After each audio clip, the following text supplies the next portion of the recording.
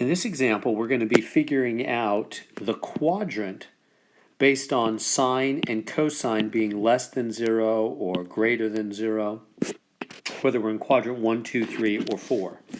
Now, this is a good point for me to introduce to you what the sine and the cosine really are. So let me do my best here to draw a circle, a unit circle like this. And okay, so here we have a unit circle. Remember, when we say unit circle, we mean radius 1. We're speaking of the radius. So it's a unit. Unit means ones. It's a 1 circle, a radius 1 circle, meaning from here to here is a length of 1, or here to here, or even there to there, the radius is 1 for this circle. Okay, so it's a unit circle, radius 1 circle. So this circle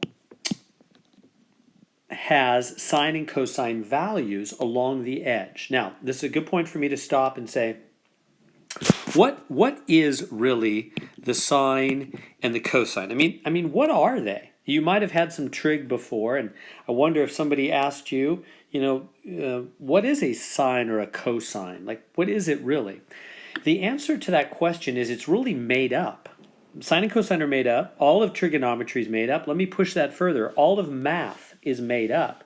I don't know if you realize that. All of math is simply made up, but it's made up to describe things that are real. And that's how sine and cosine are. They were made up. Sine and cosine are completely imaginary, made up functions, but they were made up to help us deal with things that are very real in the very real world. Specifically, sine and cosine are periodic or cyclical. I don't know how to spell cyclical. Cyclical. I guess that's right. Sorry, I'm a math teacher. Cyclical. So I'm going to say cycle. There we go. Sine and cosine are periodic or cyclical, cycle type functions. What do we mean? Well, all kinds of things in the real world in which we live go up and down, up and down. So, for example, if you are going to deal with engines of any kind of engineer that deals with engines, what happens in an engine? The pistons fire. They go up and down. As the explosion happens in the spark plugs, the pistons go up and down, up and down. That turns the crankshaft and makes the tires go. So it's a cycle, up and down, up and down. And the timing of where exactly the pistons are in their up and down motion based on the firing of the next spark plug and all the gasoline mixture and the air coming in and all that is very, very important. That timing, they talk about the timing of your engine being off. The timing is absolutely crucial in an engine. So there's one important example. In electricity, I'll give it maybe one more. AC current that comes out of our wall, alternating current. That current actually rises and falls that comes out of your wall. That's why it's called AC, alternating current. So any engineer dealing with electrical power needs to realize how that current behaves, where it's at in its cycle at various times. And I could go to the ocean. The current goes in and out, the cycle of the moon. Anything, there's a million things in the real world that cycle. They go up and down, up and down. They're periodic. They go through a repeated period cycle. So therefore, math science people decided, well, we need to make up something that goes up and down so that it'll help us deal with these real life things that go up and down. We need a math thing that goes up and down. Then we can fit the math thing to the real life engine or electricity or something with the ocean or the orbits of the planets or in the heart, right, in the body, in the human body. right? Our blood cycles around and the blood pressure rises and falls, etc., etc. I'll quit giving analogies. They needed to make up something that they could use to help with all those things. So here's what they did. They said, we could just take a circle and we could just take a point on the circle and we could just say, look at that little point. That little point is going to go around the circle. We could just say, let that point just travel around the circle. And as it does, it'll rise. Here's the highest it'll be, and then it'll start going down. And now it's negative, coming back, 0. Now it's positive, highest, then back down, low, high, right? It goes in a cycle.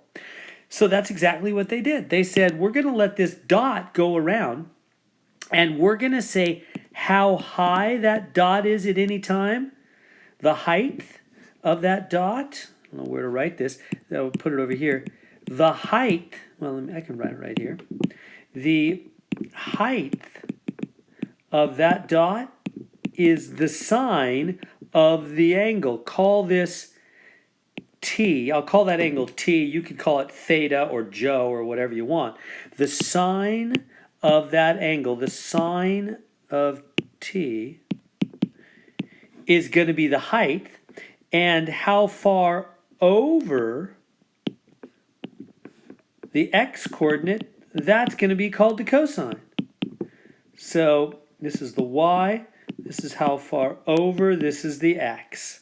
Are you understanding that? They completely made this up to represent things in the real world that are cyclical. They said, look, we could just have this dot going around. Okay, we'll just have this dot going around. And in fact, let me just make this a nicer triangle to help make this more clear. There we go.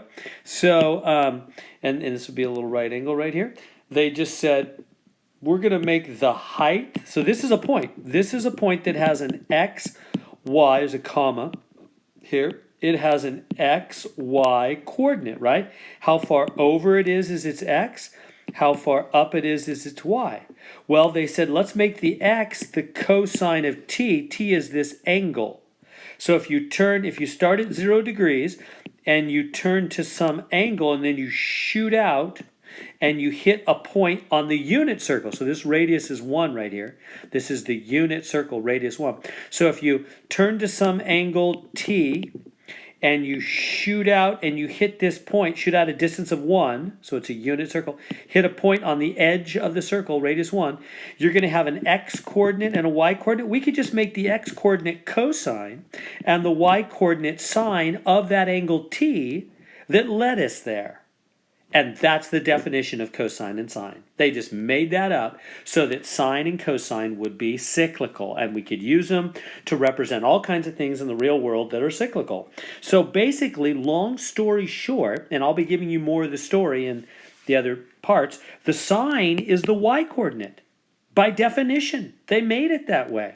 They said, we're just going to make the sine the y-coordinate. Sine is the height of a point as it goes around the circle. And x is the cosine.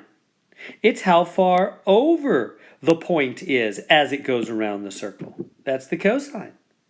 So the sine is the y height, the cosine is the x. There we go.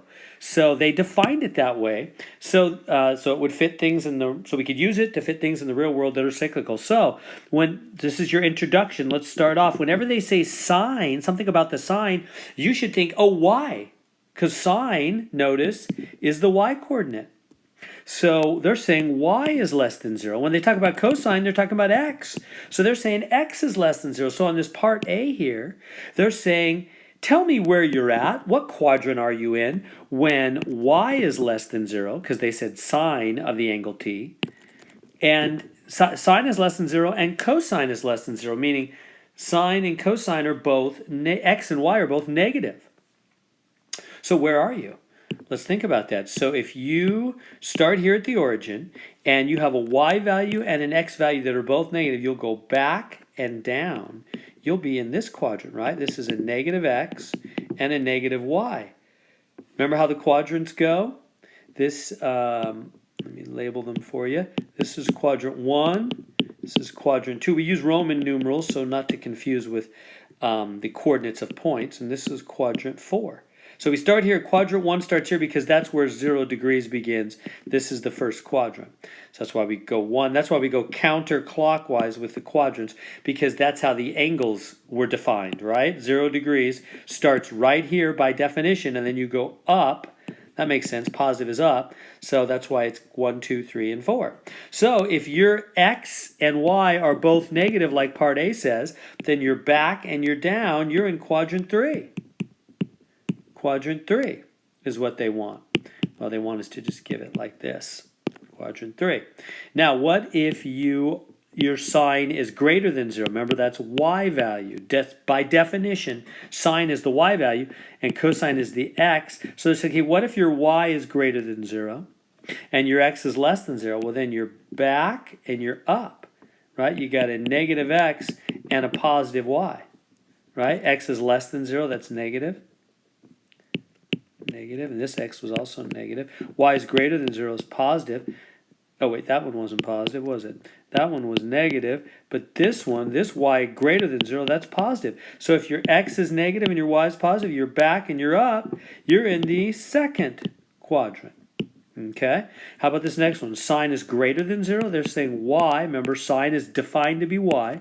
Y is greater than 0, meaning positive. And cosine, which is x, is greater than 0, which is also positive. So if x and y are both positive, then you're right and up. Positive x, positive y. You're in the first quadrant, aren't you?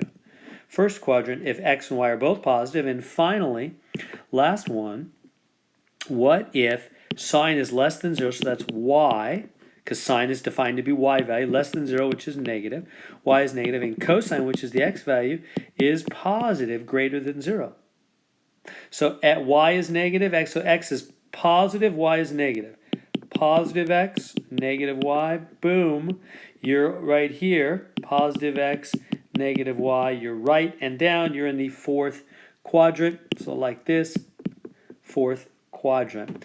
So there we go. There's your introduction to what sine and cosine really are. They're made up, and what they are is they're tracking a point as it cruises around the unit circle. The x coordinate is cosine. The y coordinate of that point is sine for the angle you're currently at. And they use that to help us deal with things in the real world that really are cyclical, like engines, electricity, and the